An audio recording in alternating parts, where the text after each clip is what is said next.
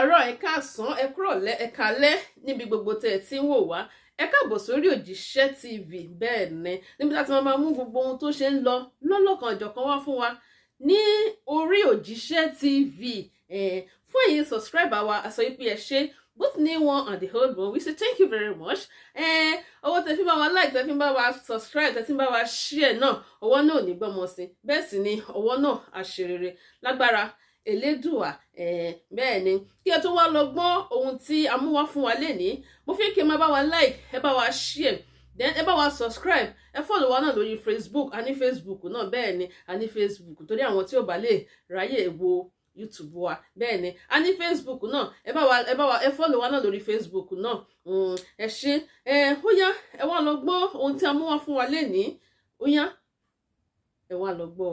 My name is Olayomi Koiki, and also the spokesman for the Dr. Chief Sunday Adeyemo Igboho.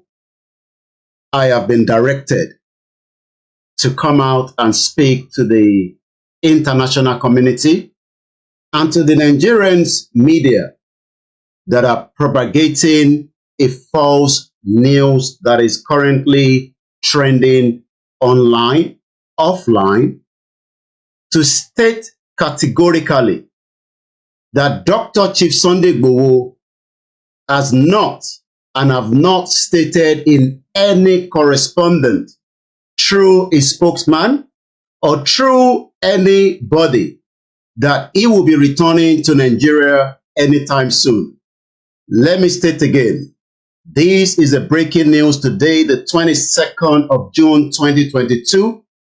As the spokesman for Dr. Chief Sunday Adeyemo Igboho has directed that I should inform everyone around the world that he has not stated, neither has he approved to any media in Nigeria, outside Nigeria, offline and online, that he has said in any correspondence that he will be returning to Nigeria anytime soon.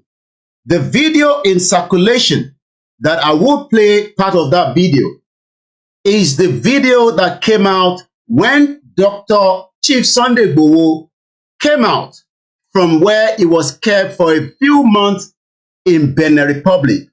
The video in circulation was dated the 7th of April 2022, and it is that same video that is now currently going in circulation.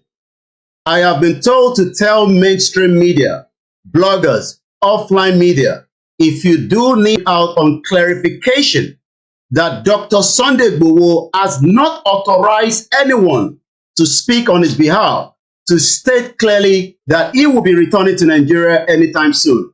Like I said, we are grateful where Dr. Sunday Igboho says he is still very grateful. And I should specify again that Patrick Talon, the president of Benin Republic, for making his stay comfortable while he is still fighting for one thing alone, the Yoruba Nation movement. Let me state it clearly again that Patrick Talon, we are very grateful and we will continue to appreciate you. And as I prepare to show you the video that is going in circulation as we speak right now, let me state clearly to all those media, especially those of you operating in Nigeria, there is no way that Dr. Sunday Igboho Chief have stated that he will be returning to Nigeria.